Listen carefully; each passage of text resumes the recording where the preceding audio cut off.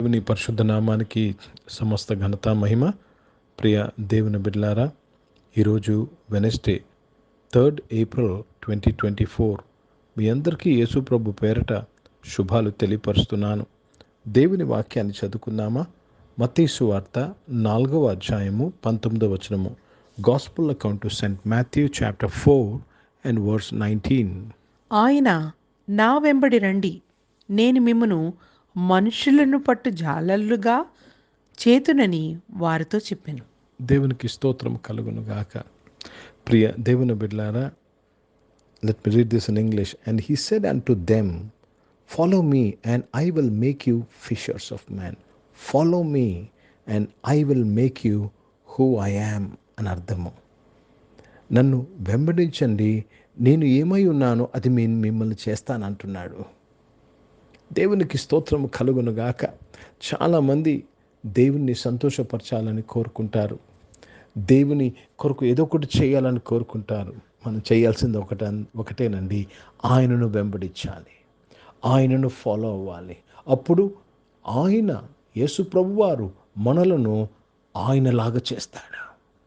నన్ను వెంబడించండి, మిమ్మల్ని మనుషులను పట్టే జాలర్లుగా చేస్తున్నాను. ప్రియ దేవుని బిడ్డలారా, వారు చేపలు పట్టేవారు శిష్యులు, వలలు వేసి చేపలు పట్టేవారు.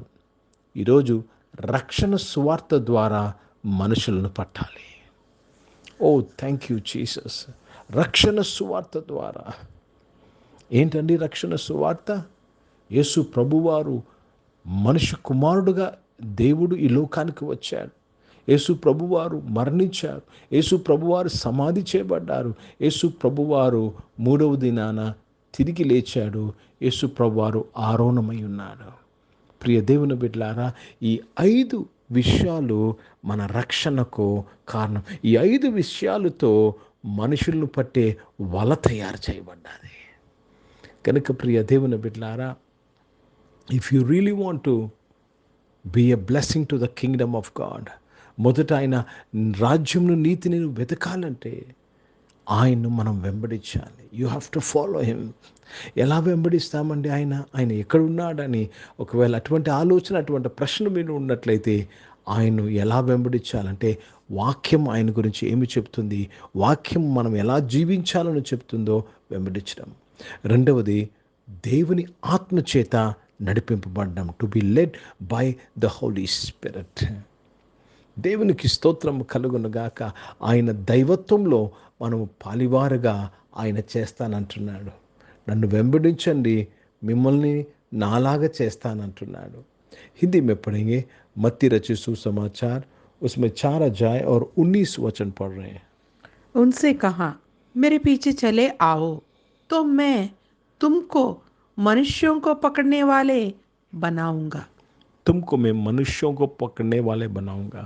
जिससे कह रहे यीशु मसीह वो मछली पकड़ने वाले थे, मछुआरा थे, और उनको कह रहे हैं अभी तक तो आप मछली पकड़ रहे हैं आपके जाल के द्वारा, लेकिन उद्धार के द्वारा आप मनुष्यों को पकड़ेंगे.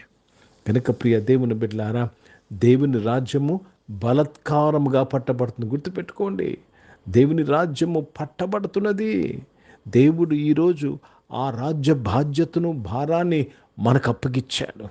మీరు సర్వలోకానికి వెళ్ళి సర్వ సృష్టికి స్వార్థను బాధ్యత it's a great commission is given to us. కనుక దేవునికి స్తోత్రం కలుగునుగాక. ఈరోజు మనము దేవుని వెంబడించుటకు నిర్ణయం తీసుకోవాలి. ప్రతి విషయంలో దేవుని వెంబడించాలి. మనకు అనుకూలమైతే, అనుకూలం లేకపోతే కాదండి, అనుకూలమైన ప్రతికూలమైన ఆయన వెంబడించాలి. పౌలు అంటాడు, సమయమందు అసమయమందు నేను సువార్తను ప్రకటించు అని అంటాడు. See, not only when it feels good for you, no, when it is not feel good for you also, you have to obey the word of God. ప్రార్థన చేసుకుందాం. అందరము కళ్ళు మూసుకుందాం, మన హృదయాన్ని దేవుని తట్టు తిప్పుదాం.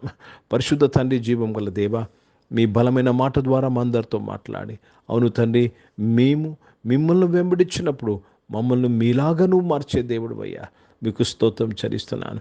ప్రతి ఒక్కరు నాయన తండ్రి వారి యొక్క ఆలోచనను కాక, వారి యొక్క అహమును కాక, లేక ఎవరో మాట కాక నాయన నిన్ను వెంబడించే వారుగా చేయమని ప్రార్థన చేస్తున్నాను. అవును తండ్రి, నిన్ను వెంబడించాలంటే మమ్మల్ని మేము ఉపేక్షించుకోవాలయ్యా. అటువంటి నడిపింపు దయచేయండి. అనారోగ్యం వారందరి కొరకు ప్రార్థన చేస్తున్నాను.